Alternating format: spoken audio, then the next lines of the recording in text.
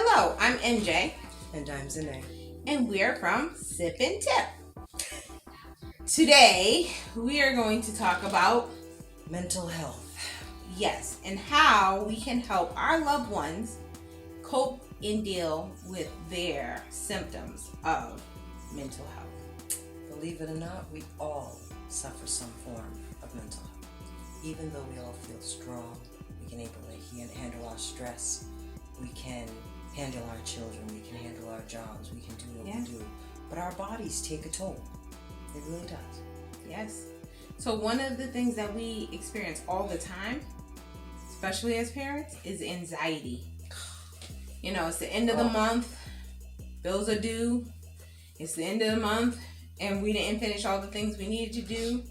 Or, you know, just our children need to do things, especially in this pandemic. They need Especially if they needed something for school. Right. Got a few items for a daggone project, Lord. Right. Anxiety is a big thing. But unaddressed anxiety or prolonged anxiety can cause other issues. Yes. And it makes you irritable. It can cause headaches. Yes. And so another thing is depression. Depression is really big right now, especially during the pandemic.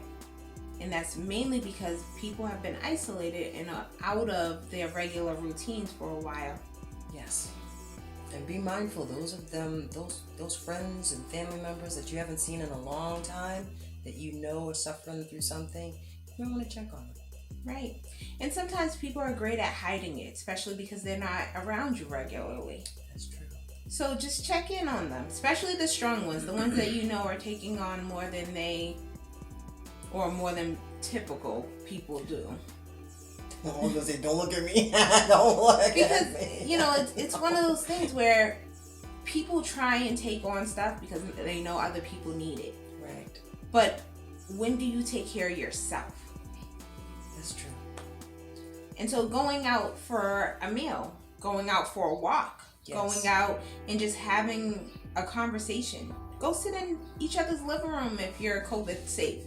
You know? Have that conversation just to give somebody a break from their normal stuff. Yes, because that normal everyday beating you down type situation, and you know you're just trudging through it, it can take a toll. So somebody that comes over and takes me out of my stress, yes.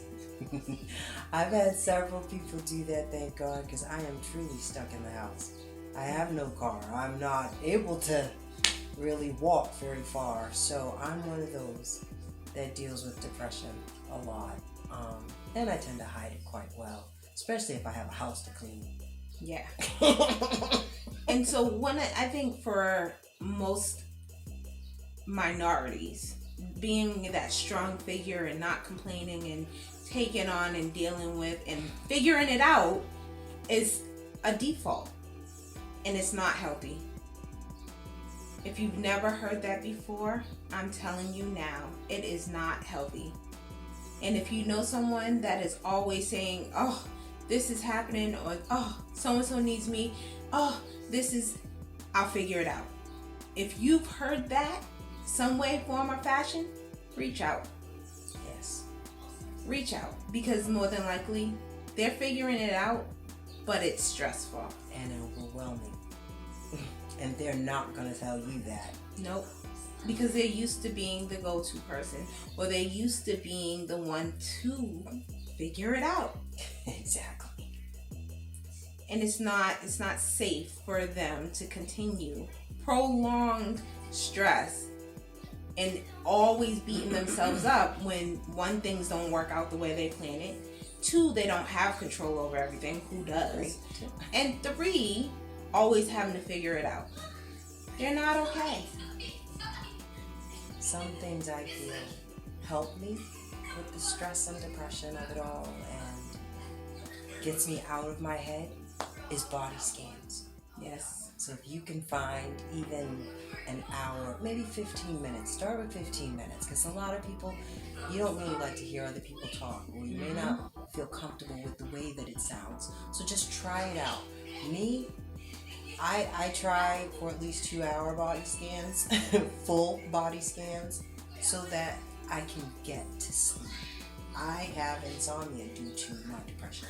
So to help others, if you have any type of insomnia, full body scans help. Can we take a moment to myth bust too? Sure. Because not all depression means you can't get out of bed. Right. Some depression means that you overwhelm yourself, so you are not able to focus on what is harming you or causing you grief. Right. Some depression also means that you make impulsive decisions. True enough. I was guilty of that. I lifted something I shouldn't have. But depressive symptoms show up differently in everybody. And maybe some people don't know that the things that they're doing is because of depression. And although we are not here to diagnose anybody, there are so many things that we do when we're stressed, when we're sad, when we're emotionally eating is a big thing in America especially. But we do things to make ourselves feel better. The problem is they're short-lived. So until you really address what is causing you to have these things happen, it's going to be a repetitive cycle. Therapy is great. Don't be afraid of it. That little stigma that they had about going to see a therapist means you're crazy and all this other crap is a lie. It just means you have someone else that's unbiased, that you can just let everything out and just try to sort through it with someone else that's level-headed. That's all it really means. So if you can find a therapist, do that. Otherwise, you can actually go for a life coach. Haha. Yeah. She's really good at it too. She's actually a little bit better than my therapist, so just saying. And there are differences between life coaching and therapy. Therapy, people that provide therapy are usually licensed and they are bound by law to do certain things. Not all let me clarify. Life coaching does not require any education. I do have my master's degree in psychology because I do not align with the medical sense of therapy. So I provide life coaching, which is different. So this is what sets me apart from other life coaches. I have a background in mental health. I am trauma informed. And there are so many different key trainings that I have that a general life coach does not have.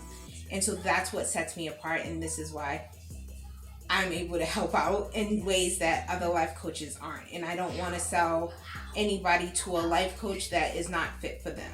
And because just like a therapist, you have to find the right fit for you. Because if you don't, MJ's life coaching actually is geared towards the individual. yes. So it's not one of those textbook cases like you see with therapy. And I will tell you that we are not a good fit. Right. And see, I've run into the textbook therapist too many times. And I'm always told, oh, your pain might be the cause. Your PTSD might be the cause. It's not always that. See, but they don't know me. Right. MJ knows me very well. And she actually pulls me out of my comfort zone. And that is something a life coach should be willing to do. Pull you out of your comfort zone and get you going. Yes. Yes. And so with that, there's a ton of things that you can do to help yourself. Sit comfortably and starting from your feet, you tighten the muscles from your feet So and curl your toes. Curl your toes, tighten your muscles in your foot, and you hold it for about 5 seconds and you release it. And what this does is it loosens those muscles. It takes the tension out of those muscles. And you slowly move up your body. You go from your feet to your calves. If you have great isolation, you might be able to isolate your shin muscles before you do your calves, but not everyone has great isolation like that. I know you're going to try it now. I know. I'm sitting here like, wait, what do you mean? See, I have to lift my foot to get to the shin. Right. So if you have great isolation, you could isolate smaller muscles, but if not, do the bigger ones. From your calves, move up to your thighs. From your thighs, move to your hips. From your hips to your abdomen. If you can do your chest muscles, I'm not great at that. Let's not even play. Then to your arms, and you could do your upper arm, then your lower arm, and then your hands. And then you want to try your neck if you can. Some people can't do. Oh, see? And then you want to do your face. You want to scrunch your face. I know it sounds Oh weird. my God. One of them daggone body scans told me to scrunch my face. And I said, Yep. and I was like, what is that supposed to do? And I let it go. Oh my God. It actually, you could feel the relaxation. Yeah. If you do that a couple of times, it feels so weird. Yeah, but it's to release the tension in your muscles. And it does help. Because tension in your muscles causes what? Back pains, headaches, Can cause spasms. Weak muscles where, you know, some people have times where their legs give out. Yes, because you're under stress. Yeah. You're under stress. Okay. So yeah. And that's one of the things that I had not done. I don't do the tightening of the muscles. I basically, they say, oh, it's too funny. Ani always cracks up when I tell her. One of them literally goes, sit down. And I'm sitting going. It's so crazy when you hear these people talk, because some of them sound like they're forcing themselves to whisper, and it's like, you don't want to sound creepy, but you want to sound comfortably soft. Well, the reason why they do that is so you can't block them out. Girl, it's crazy. It evokes emotion. Yes, and it's funny because I actually fall asleep within 5 to 10 minutes of a 2-hour session. Because you have to focus on them, because you're like, Yes. why are you saying it like that? What are Exactly. you doing? So it causes you to focus on them. If they're just talking to you like us, you're like, Yeah, but it was interesting. So yeah, definitely. So the clenching, the body scans, meditation's good if you're able to find a quiet space and actually get your brain to calm yourself down to meditate. That's good. I can't really There's meditate. also moving meditation. I've never tried that. Yes, it's precise movement, and you have to focus on body form. Okay. But it clears your mind because you can't focus on anything else because it's slow, precise movement. You see it a lot in like kung fu or Tai Chi? Tai Chi and martial arts, where it's that slow, focused movement. Because you have to focus on your form. Interesting. And see, I've always wanted to do Tai Chi or yoga, but I feel like it's too slow. My brain says, because you're focusing so I on can't. everything. You're not focusing on, and when you get into it and you focus on the movement, because you want to keep your arms straight, your hand has to be a certain way, your feet have to be a certain way, you have to hold your posture in. There's a lot you got to focus on. Girl, listen, I'm going to try it again. I am. I'm going to try Tai Chi again. And when I get it down, I'm going to come on and show you I got it. It might be 20 years from now. Not the point about the time. Just do it. But yes, reach out to those that are in need, or that even the ones that don't. The ones that just seem so very busy all the time, or the ones that seem withdrawn, or even those ones that just seem like they're so bubbly on their social media. Yeah. Because depression hides in all forms. So, take care of each other. And yourself. And remember to like, comment, Subscribe. and share us. And we will see you next week. Peace, love, and happiness. Enjoy.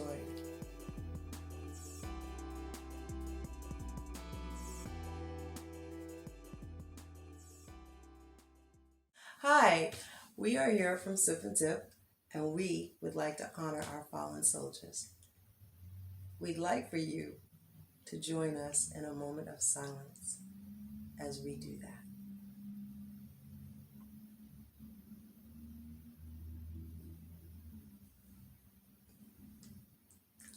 Thank you so much. Thank all the families for your support of your soldiers, because without you, we would not be having all the freedoms and the privileges that we have today. Peace, love, and happiness. Please be well. Yes. Enjoy.